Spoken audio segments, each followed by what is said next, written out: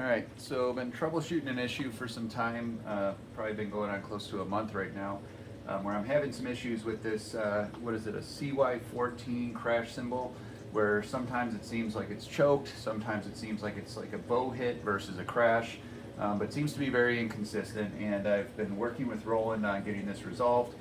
So far, no progress. So far, what we've done is we assume that maybe it was the cymbal. It's maybe a year old, so maybe something inside is cracked or bridged. So with all that said, they sent me a replacement, which I still have to send back because we're still trying to get to the bottom of this. But still, I'm finding the same issue. So just today, I got another replacement of the exact same cymbal. So I just wanted to demonstrate, just so for diagnostic purposes, we could see how everything's hooked up, make sure everything is good from the module to the cymbal, the cabling, and everything. So I will say it's very inconsistent. It's which is the most frustrating part. It's not reliable, where sometimes it will crash for a song or two. It works perfectly fine. Then it'll start going into a permanently choked mode. Then it'll kind of alternate. So with all that said, I'm going to mess around a little bit, try to see if I can demonstrate what's going on. Then I'm going to swap out the cymbal and record all of that so you can see the new cymbal, the wiring and everything, and see how that works. And if that has the same problem, I suspect that something is wrong with the module. Could be the cable, but I think it's pretty unlikely to be the cable. It's a pretty simple instrument cable, although it's not identical to an instrument cable. This is a stationary kit, so I don't take it anywhere. I just play it for practice at home here. So let's get to it. Oh, there it is, already. Had a choked crash. So there you go. Now we got it going in a crash mode, and there it just choked again. Now it's consistently choking. And I know one question that they had was, where is the Roland cymbal? It's pretty much perpendicular. I could tighten this up. It tends to drift a little bit. I always try to keep it, kind of straight where my stick is. So right there, it was just a little bit off, but I'll straighten it out again. Maybe tighten that up a little bit.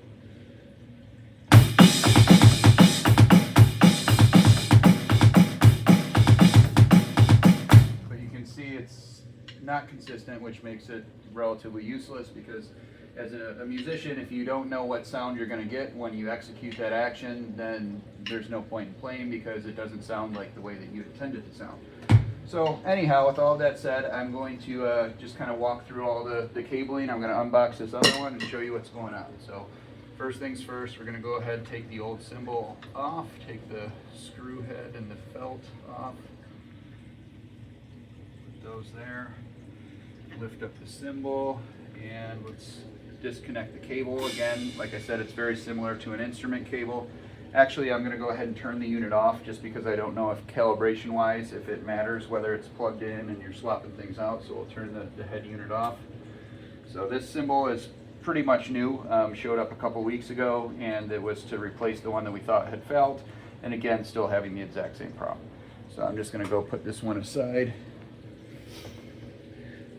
And the cable and part of the diagnostics, I had everything tied up with Velcro and all of that, but to troubleshoot, I didn't want to be dealing with that. So got the cable here running all the way to the back, connected to the Crash 2 input here, which after we test this new cymbal, I'll double check everything, but I'm just going to unplug it real quick, plug it back in, make sure it's in there good, but nothing else special there. And there's the cable. Let me go ahead and unbox this new CY14 cymbal.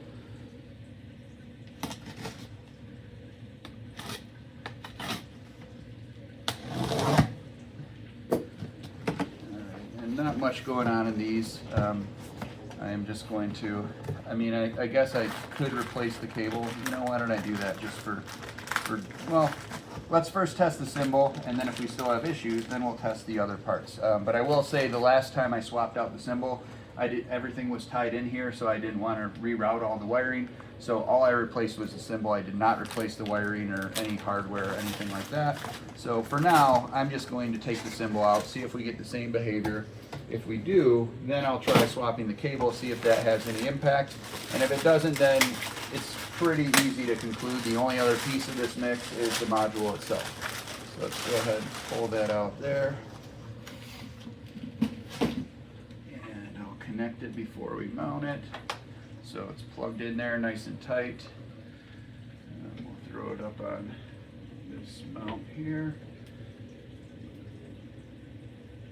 Put that on there. Let's tighten that up. Personally, I like a little give, but also a quick reaction. So that's probably where I like it. So now let's go ahead and let's turn the head unit back on and see if it does the same thing. And again, it's inconsistent. So if it doesn't, that doesn't necessarily mean it's good. I will say when I first started working with Roland on this, I explained what was going on. They gave me some things to try. I noticed the cymbal was kind of touching the wall, so I moved it out a little bit. And then it seemed to be working. So I told them, don't worry, I'll let you know if the problem comes back. Well, later that same day, problem came back. So it doesn't appear to be related to that. Just twist this a little bit because it does look like this is spun a little where the Roland logo is not where it should be. So let me tighten that up. So far so good. Got a crack.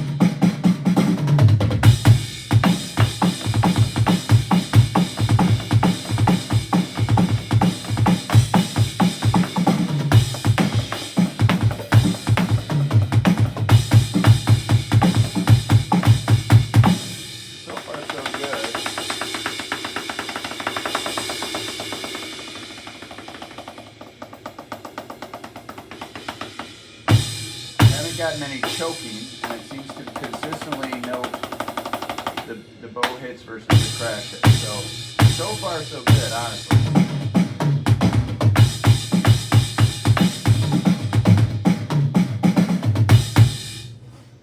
So yeah, choking manually works okay. I will say one thing that I noticed, which led me to believe more that it could be something in the module, is that whenever it was successful, I couldn't get it to fail as much, and it was more when I started introducing other triggers and playing kind of all around the kit, that's when it would start to fail. So I'll mess around a little bit, but if I can't get it to fail, I'll simply stop the video and I will add to it if I am able, in private playing later on, if I'm able to make it happen again, I'll update it. So let's just mess around a little bit.